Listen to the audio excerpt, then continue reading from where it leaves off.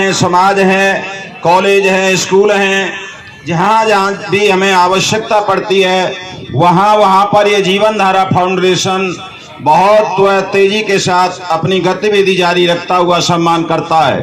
इसी क्रम में जैसा कि आप सुन रहे हैं, बताया गया है कि हमारे जो सविता बहन जी हैं, जो निरंतर समाज सेवक के रूप में निरंतर कार्य कर रही हैं, उस परमपिता परमात्मा ने हमें कुछ आदेश दिया है, उसे हमें कुछ ज्ञान दिया है।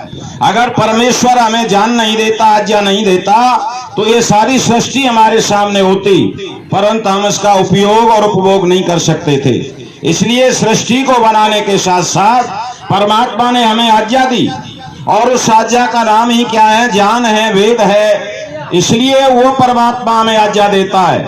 हमारे मनुष्य के जीवन का उद्देश्य केवल रोटी, कपड़ा और मकान नहीं है। हमारे जीवन का उद्देश्य परमपिता परमात्मा आदेश देता है कि वो तुम्हारे पास जो शक्ति है, सेवा का अर्थ क्या होता है? सेवा 3 रूपों में हुआ करती है। हमारे पास, प्रत्येक व्यक्ति के पास 3 रूप का बल होता है। एक बाहुबल होता है, एक धन बल होता है, एक ज्ञान बल होता है। और जिन तीनों बलों में जिसके पास सर्वोपर बल होता है, उस बल को स्वयं में खर्च न करके जो दूसरों के लिए खर्च करता है, उसे क्या कहते हैं? उसे सेवा कहते हैं। अगर आपके पास धन बल है तो उसे धन के द्वारा सेवा करिए। अगर आपके पास बाहुबल है तो बाहुबल के रूप में सेवा करिए। और आपको ईश्वर ने ज्ञान दिया है तो ज्ञान के द्वारा आप जो है सेवा भाव करिए। तो परमपिता परमात्मा ने हमारी सविता बहन को इतना बाहुबल के साथ साथ धन बल दिया है को अपने धन को निरंतर गरीबों में बांट करके सेवा का कार्य करते हैं। एक प्रश्न उठाया गया था कि मरने के बाद संसार में सबसे बड़ा मित्र कौन होता है? और लोग प्रश्न करते हैं कि आप ये बताइए कि कलयुग में सबसे बड़ा धर्म क्या है? कलयुग में सबसे बड़ा पुण्य क्या है? मरने के बाद व्यक्ति को सबसे ज्यादा आगे ले जाने वाला कौन सा कर्म है? तो वहां पर कहा गया दानमेकम मनुष्यते। अगर मरने के बाद व्यक्ति को कोई पुण्य और आगे ले जाने वाला कर्म है तो वो क्या है? दान हुआ करता है। इसलिए आप निरंतर, अभी स्वामी जी एक बात कह रहे थे, धनान भूमौ पशवस्य गोष्ठे नारी गृहद्वार जनान शमशाने। ये आपकी समझ में नहीं आ रहा होगा, परंतु मैं इसका भाव करते हुए कहना चाहता हूँ, धन धरा के बीच ही सारा गड़ा रह जाएगा, पशु भी बंधे रह जाएंगे जब कूच का दिन आएगा। नारी भी घर के द्वार तक और साथ देगी लोक में, और मित्र दल मरगट से आगे मुंह नहीं दिखलाएगा। ये देह भी तेरी चिता में यों ही जल भुन जाएगी, और अंत में एक जो धर्म ही सच्चा सखा बन जाएगा। इसलिए मित्रों, आपका धर्म ही सबसे बड़ा सखा है। इसलिए हम कभी धर्म को न भूलें। निरंतर आप जो धर्म की खातर अपने को आगे ले जाने का प्रयास करें।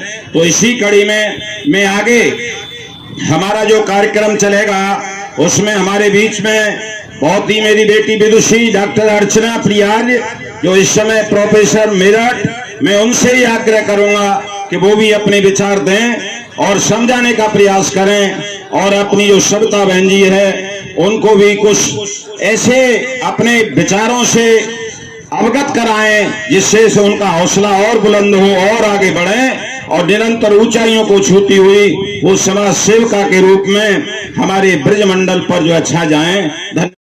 अगर हम समाज की सेवा करेंगे तो समाज निश्चित ही हमें प्यार और दुलार देगा, ये बात खाली नहीं जाएगी। अब करना चाहिए, भगवान मेरा जीवन संसार के लिए हो, भगवान मेरा जीवन संसार के लिए हो जिंदगी तो लेकिन उपकार के लिए हो। हम में विवेक जागे, हम धर्म को न भूलें, चाहे हमारी नैया तलवार के लिए हो। सुंदर स्वभाव मेरा दुश्मन का मन रजाले, वो देखते ही कह दे तुम प्यार के लिए हो। भगवान मेरा जीवन संसार के लिए हो। इस प्रकार का जब चिंतन और विचार जब हम करने लग जाएंगे तो निश्चित है कि वो समाज सेवा हमारे सामने आने लगेगी। इन्हीं शब्दों के साथ पुनः काका जी का बहुत बहुत धन्यवाद करता हूं। और अब आगे जैसा कि ये कार्यक्रम जिस व्यक्तित्व के लिए किया गया, धर्म कहीं है तो वो परोपकार है, सेवा है, और सबसे बड़ा अपुण्य या अधर्म अगर कोई है तो सेवा भाव जिसके जीवन में नहीं है वही है। इसलिए निरंतर चलता आया है। इसलिए मैं पुनः बार बार जो है अपनी श्रद्धा बहन को धन्यवाद देना चाहूंगा। और अगर हम इतिहास की चौपड़ी पढ़ते हैं, अगर हम इतिहास के पन्ने पलटते हैं, तो आपको वो श्रृंखला बहुत तेजी से आगे बढ़ती चली जाती है। आमिष जिन्होंने दे दिया निस्वेन भक्षण के लिए, जो विक्रय चंडाल के घर सत्य रक्षण के लिए, दे दी जिन्होंने हस्तियां परमार्थित जानी जहां, और शिव हरिश्चंद्र दधीच से होते रहे दानी का। अर्थात ऐसे ऐसे देश के अंदर दानी हुए, ऐसे ऐसे हमारे देश के अंदर सेवा भाव वाले हुए, जिन्होंने अपना सर्वस्व न्यौछावर कर दिया।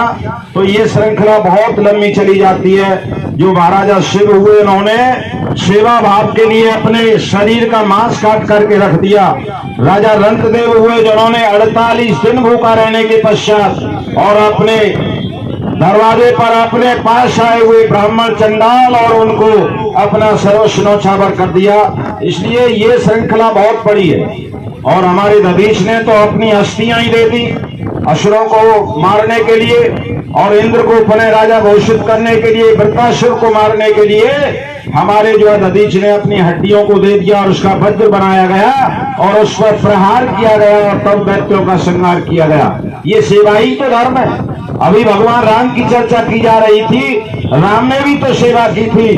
राम ने ही तो दंडकारण्य में जाकर के ये प्रतिज्ञा की थी, निश्चरहीन करो मैं बुझ उठाए प्रणकीन। वहां पर ये प्रण किया था मेरे भगवान राम ने कि जब तक जो है निशाचरों को ही नहीं कर दूंगा, मार नहीं दूंगा, जब तक चैन से नहीं बैठूंगा। क्योंकि ऋषि और मुनियों को सताते थे, यज्ञ को विध्वंस करते थे। ये सारा सेवा ही भाव तो है। इसलिए मैं ज्यादा आपके बीच में न रहता हुआ, नंबर किसका है?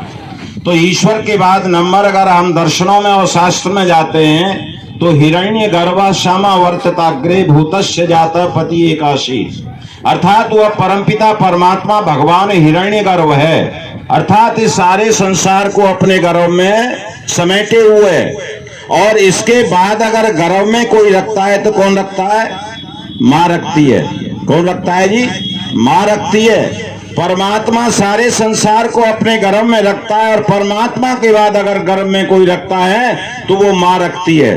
तो ईश्वर के बाद अगर किसी का नंबर है तो किसका है? मां का है, मातृशक्ति का है।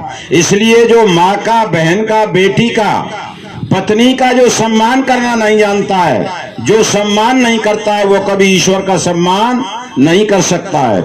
और जो मातृशक्ति का सम्मान करता है वो ईश्वर का सम्मान करना सीखता है। इसलिए मैं जीवन धारा इस फाउंडेशन के लिए बार बार धन्यवाद देता हूं कि उन्होंने एक मातृशक्ति का, एक बेटी का, एक बहन का इतना सम्मान दे करके उन्हें आगे किया है। ईश्वर उन्हें निरंतर आगे ले जाए। बहुत बहुत धन्यवाद करता हूं।